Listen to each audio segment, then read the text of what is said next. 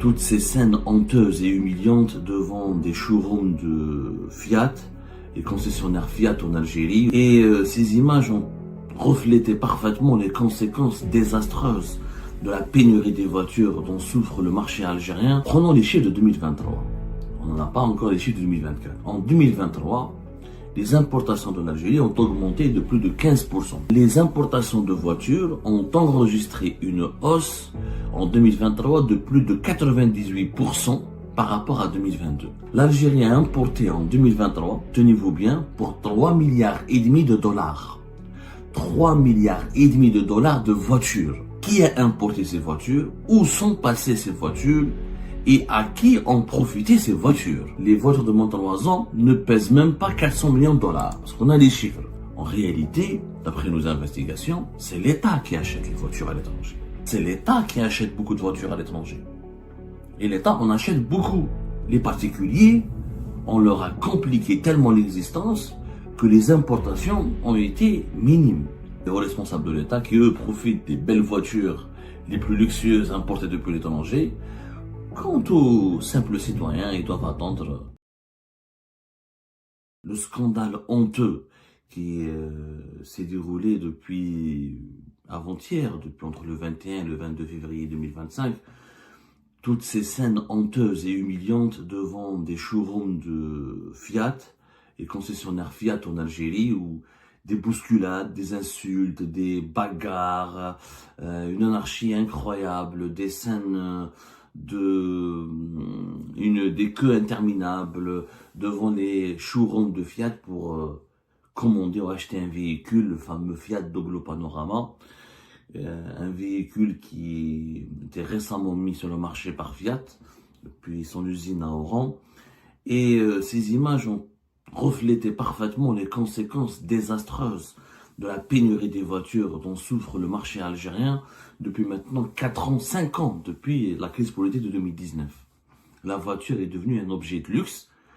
Alors Fiat Doblo Panorama, c'est pas une Lamborghini, c'est pas une Ferrari, vous avez tous bien compris, c'est un véhicule utilitaire totalement ordinaire, qui n'a rien d'extraordinaire.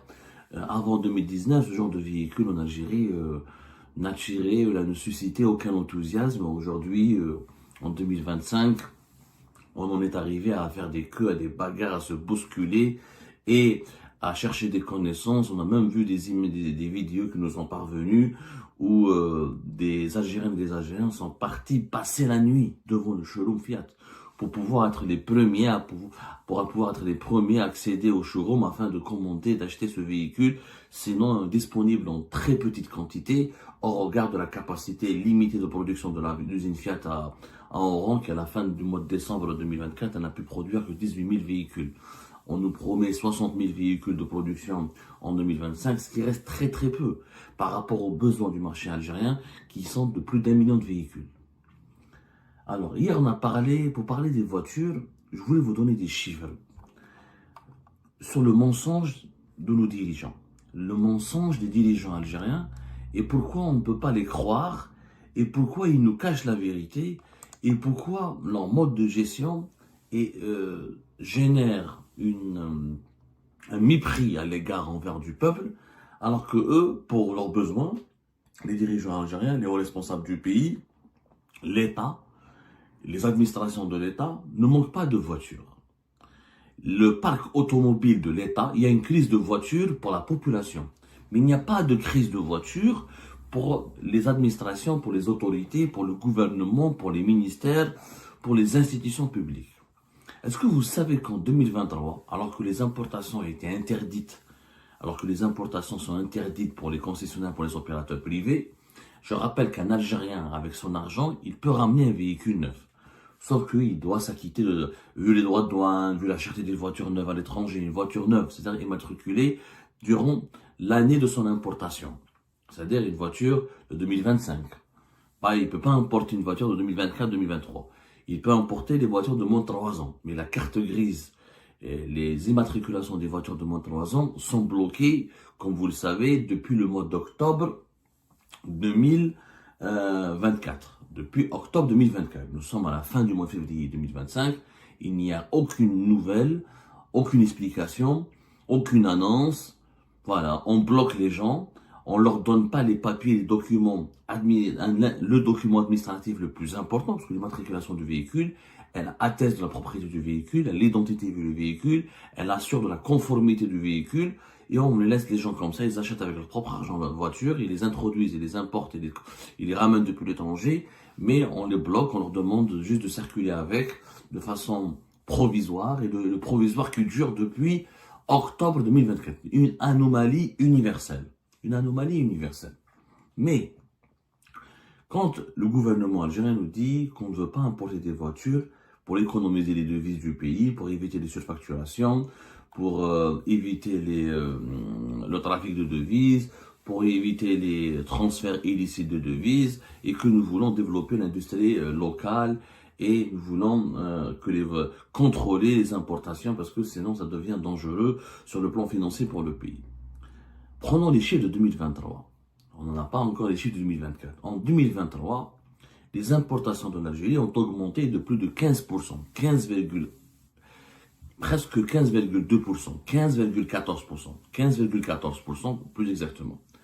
En 2023, l'Algérie a importé pour plus de 41 milliards et demi de dollars. 41 milliards et demi de dollars.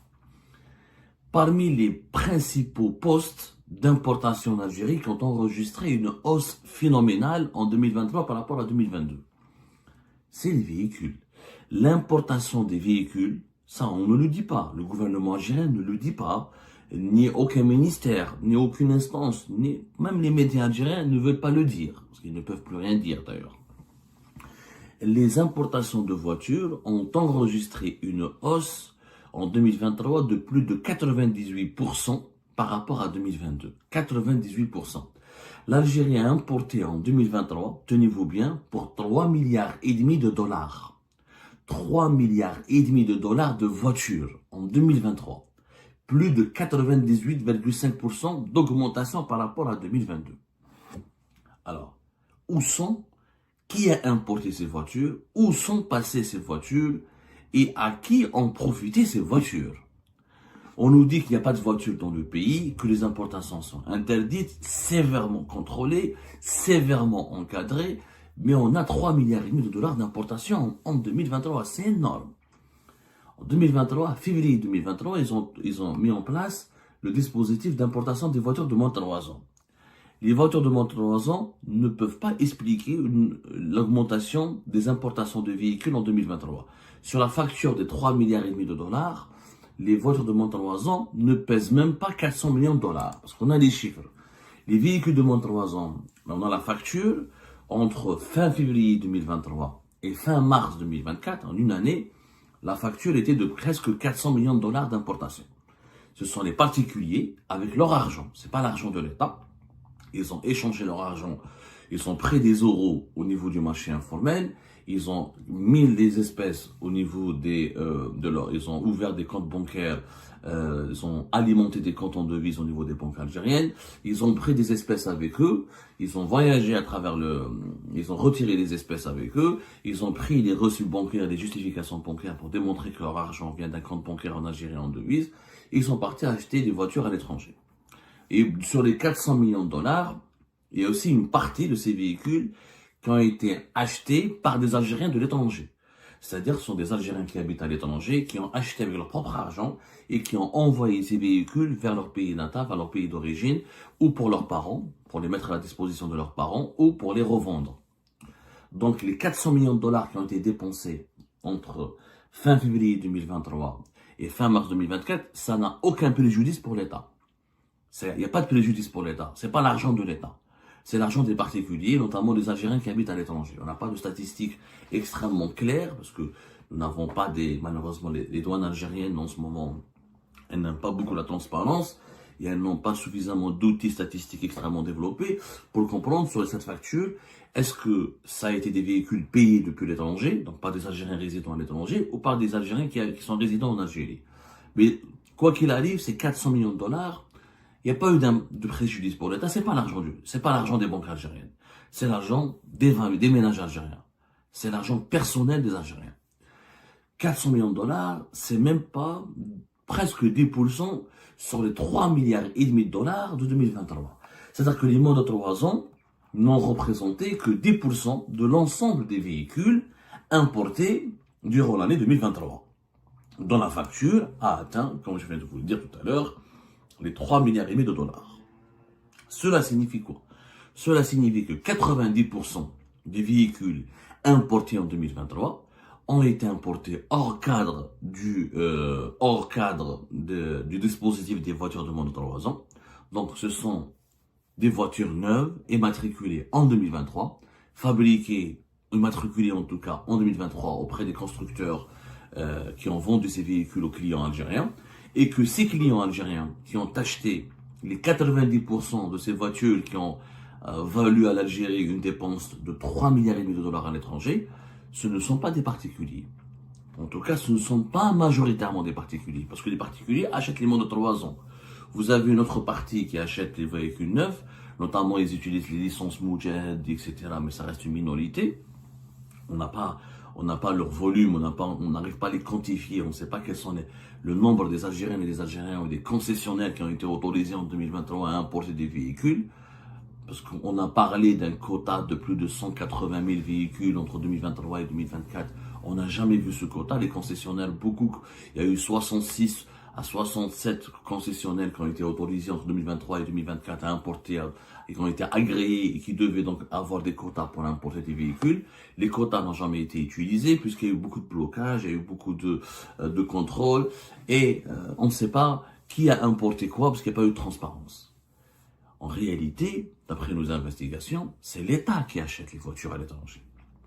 C'est la majorité de ces véhicules qui ont coûté à l'Algérie 3,5 milliards de dollars en 2023, ce sont des voitures destinées pour l'État. C'est des voitures pour la police algérienne, c'est des voitures pour la gendarmerie algérienne, c'est des véhicules pour l'armée, c'est des véhicules des parcs officiels de l'État algérien qui a renouvelé son parc automobile à partir de 2023. Parce que les parcs automobiles qui étaient hérités depuis 2019 commençaient à connaître des problèmes de maintenance et des défaillances. C'est l'État qui achète beaucoup de voitures à l'étranger. Et l'État en achète beaucoup. C'est pour ça qu'on a eu une facture de 3,5 milliards de dollars, alors que préalablement, ils ont mis, pour les concessionnaires, ils se sont dit, on ne dépasse pas les 2,7 milliards de dollars d'importation de véhicules. À la fin, ils ont atteint les 3,5 milliards de dollars. Ça veut dire quoi? Ça veut dire que c'est l'État qui importe. C'est qu'on empêche les particuliers d'importer des véhicules, on empêche les simples citoyens et les simples citoyennes d'acheter des véhicules à l'étranger, on leur complique la vie, puisque le dispositif des voitures de moins de 3 ans maintenant, il est pratiquement bloqué, parce que les Algériens et les Algériennes qui ramènent des véhicules de moins de 3 ans, ils sont maintenant de moins en moins nombreux, parce qu'ils vu le blocage de la carte grise, ça les intéresse pas de ramener une voiture parce qu'ils peuvent pas l'utiliser comme ils veulent, ils peuvent pas la revendre. Maintenant, avec la loi de finances 2025, tu achètes un véhicule de moins de 3 ans, tu peux pas le revendre au bout de 3 ans. C'est quand même incroyable. C'est la première fois au monde où un pays interdit à ses propres citoyens d'acheter ou de revendre plutôt ses propres voitures qu'il achète. Ça, on n'a jamais vu ça. Il y a très peu de cas. Moi, je n'ai jamais vu un pays qui interdit à ses propres citoyens de revendre ses propres voitures. Ça existe depuis début janvier. Début janvier 2025. C'est le fameux article 110 de la loi de finances pour 2000. Ah non, c'est l'article. C'est un article, voilà. C'est l'article. C'est la loi de finances 2025. C'est la loi de finances 2025 c'est un article de la loi de finances, l'article 110 qui a modifié l'article 110 de la loi de finances à 2020. Tu ne peux pas acheter un véhicule, sauf si tu dois le revendre avant 3 ans, tu dois rembourser tous les, comment on appelle ça, pour les véhicules qui ont touché qui ont bénéficié de réductions fiscales au niveau de la TVA, au niveau des droits de douane, comme par exemple pour les véhicules hybrides, pour les véhicules électriques. Et donc, tu dois rembourser entre le 66% pratiquement, 66%, entre 66% à 33%. Il faut savoir que si on applique les taxes douanières et les TVA, etc., quand on a les différentes taxes qu'on doit payer, dont on doit s'acquitter pour amener un véhicule de moins de 3 ans en Algérie, ça atteint les 64%, entre 60 et 64%. Donc, c'est un coût important. C'est pas grave. C'est un autre sujet dont nous avons parlé. En tout cas, en 2023, il y a eu 3,5 milliards de dollars de voitures importées. Qui ont bénéficié à qui? À l'État. Qui ont profité à qui? Aux responsables de l'État. Et la facture a été payée par qui? Par l'État. Le préjudice financier, il est subi par qui? Par l'État. Non pas les particuliers. C'est pas les particuliers. Les particuliers, on leur a compliqué tellement l'existence que les importations ont été minimes. Elles n'ont pas dépassé les 400 millions de dollars entre 2023 et 2024. Donc la facture, elle est extrêmement insignifiante par rapport aux 3,5 milliards de dollars. Donc qu'on arrête de nous faire croire que l'État algérien se préoccupe de ses devises, se préoccupe de l'économie de ses devises, ou se préoccupe de la gestion saine de ses finances et des réserves de change, puisque pour son train de vie, pour ses propres besoins, pour les besoins des dirigeants et des hauts responsables du pays, l'État n'hésite pas à dépenser des milliards de dollars pour importer des voitures. Mais pour le bien-être de la population, pour les besoins de la population, on fait preuve de parcimonie, on parle d'économie, de contrôle, de lutte contre les transferts de devises, et on fait preuve d'un encadrement rigoureux qui est totalement contradictoire avec le train de vie opulent et prestigieux des hauts responsables de l'État qui, eux, profitent des belles voitures les plus luxueuses importées depuis l'étranger. Quant aux simples citoyens, ils doivent attendre, encore une fois, qu'on leur débloque les cartes grises, ou ils doivent passer par des chemins sinueux pour pouvoir acheter un véhicule en toute liberté depuis l'étranger et le ramener en Algérie. Et ben voilà, c'est la fin de cette vidéo. Je vous remercie toutes et tous, comme d'habitude, pour avoir suivi la vidéo jusqu'à la fin. N'oubliez pas de nous laisser vos commentaires et vos réactions sur le sujet de cette vidéo et de partager le contenu si ça vous intéresse. Et je tiens toujours à remercier nos abonnés et les personnes qui réagissent de façon régulière sur nos vidéos et qui nous suivent et qui nous laissent des commentaires. Donc merci beaucoup pour votre dynamisme et pour votre sens de partage et de discussion.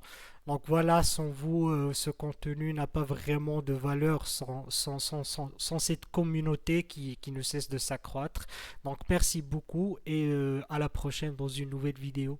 Au revoir.